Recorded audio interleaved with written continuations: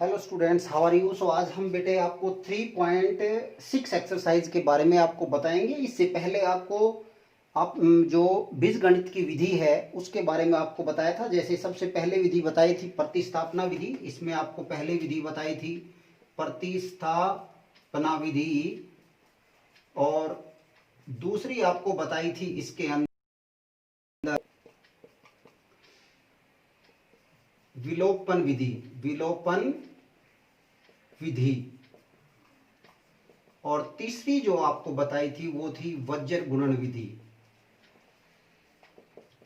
वज्र गुणन विधि ये आपको बताया था।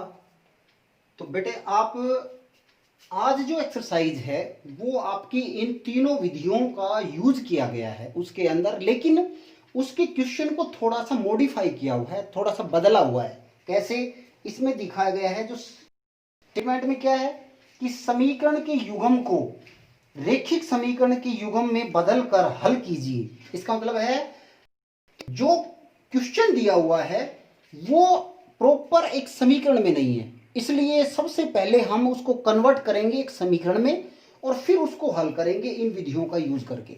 ओके, तो अब हमारे पास क्या करेंगे, जैसे यहां पर हम मान लेंगे, माना 1 बटा जो x है वो u मान लिया और 1/y जो है वो आपका v मान लेंगे। ठीक है, अब हमारे पास ये वैल्यू इसके अंदर रखेंगे तो हमारे पास 1/u और 1/v बराबर हो गया 2। ठीक है, लेकिन अभी भी प्रॉपर नहीं है क्योंकि ये परिमेय संख्या में है या भिन्न में है, इसलिए हम क्या करेंगे, इसका लघुत्तम लेंगे। लघुत्तम लेंगे तो 6 को 2 से भाग करेंगे, 2 तिया 6, 3 आ गया तो 3u हो गया और 3 दूनी 6, 2v। अब बटे में 1 को 6 आएगा।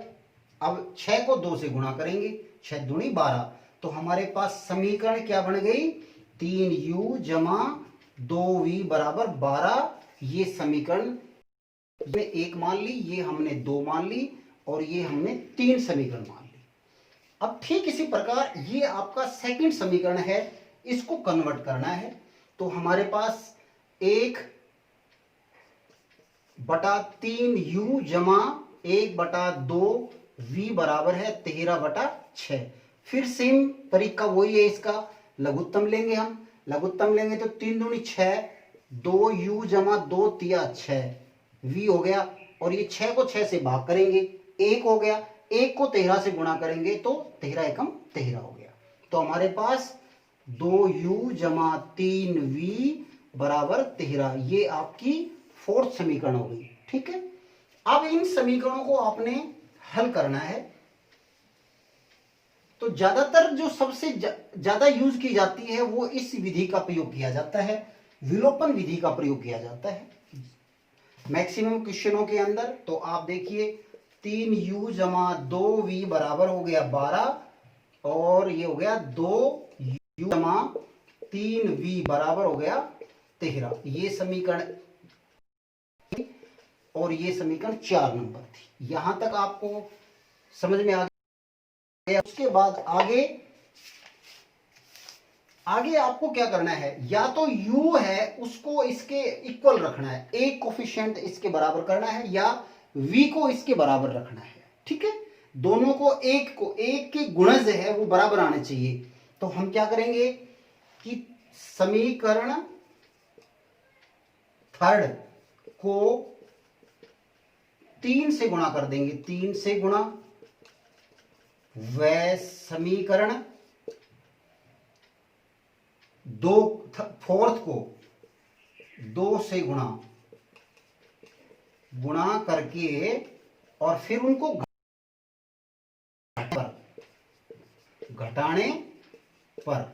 अब पहले तो इनको 2 से, इसको क्या कह रहा है, थर्ड समीकरण को 3 से, यानी कि थर्ड को हमने 3 से गुणा किया, इसको आपने 2 से गुणा किया है। अब देखिए 3 तिया 9 जमा 3 दूनी 6v, ये v है और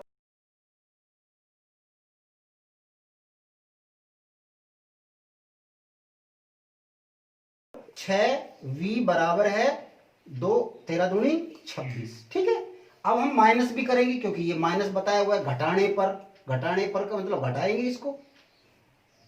अब ये हमारे पास क्या करें, ये दोनों कैंसिल हो गए। अब ये 9 में से 4 घटा देंगे तो कितना हो गया 5u।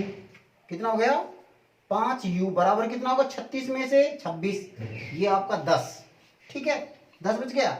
और u बराबर कितना हो गया आपका 10 बटे में 5, 5 दूनी 10, 2 आ गया। ठीक है, ये आपका कितना आ गया 2 आ गया। इसी प्रकार अब v की वैल्यू और निकालेंगे, v की वैल्यू भी निकालनी ना पहले आपने। तो यहां पर लिखेंगे u का मान समीकरण 3 में रखने पर, 3 में रखने पर ये 3 ये है। अब हमारे पास क्या है, ये आपकी समीकरण ये है। अब u कितना है 2, तो 3 गुणा में 2, ये वैल्यू रख दी हमने, जमा में 2v बराबर 12। अब 3 दूनी 6, ये 6 हो गया, और ये 2v बराबर 12, और 2v बराबर है 12, और जब ये इधर आएगा तो माइनस का हो जाएगा 6, और v बराबर हो गया 6 बटे में 2 यानी कि 3। v हमारा कितना हो गया 3। ठीक है, लेकिन अभी क्लियर नहीं है क्योंकि हमने ये तो माना था, क्या u और v तो एक माना था। क्या माना था कि 1/x तो आपने u माना था और 1/y आपने v माना था। तो अब ये वैल्यू इसकी रखेंगे हम, तो 1/x बराबर u कितना था 2, ये 2। अब एक क्रॉस मल्टीप्लाई करेंगे, तो क्रॉस मल्टीप्लाई करेंगे तो क्या हो जाएगा हमारे पास, अपोजिट हो जाएगा भाई, 1 एकम 1 और 2, तो x बराबर कितना होगा 1/2। और इसी प्रकार 1 जो y है उसकी वैल्यू कितनी है 3, 3/1 कर देंगे, आर पार गुणा करेंगे, वज्र गुणन जिसको बोलते हैं आप उस तरीके से करेंगे, तो y बराबर आ गया 1/3। तो ये दोनों आपके क्वेश्चन कंप्लीट हो गए, x की वैल्यू भी आ गई और y की वैल्यू, ये x की वैल्यू आ गई, ये y की वैल्यू आ गई, और इसी के साथ ये क्वेश्चन आपका कंप्लीट होता है। ठीक है, इस प्रकार से आपके और भी इसमें क्वेश्चन हैं,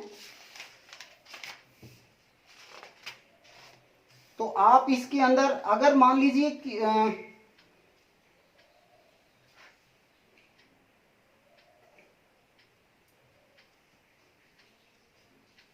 इसके जो भी आपके 1 या 2 क्वेश्चन और होते हैं आपको वो आपने करने हैं, और बाकी जो है इसमें क्वेश्चन फर्स्ट और मैंने कंप्लीट करवा दिया है, सेकंड आप कर सकते हैं, थर्ड भी आप कर सकते हैं।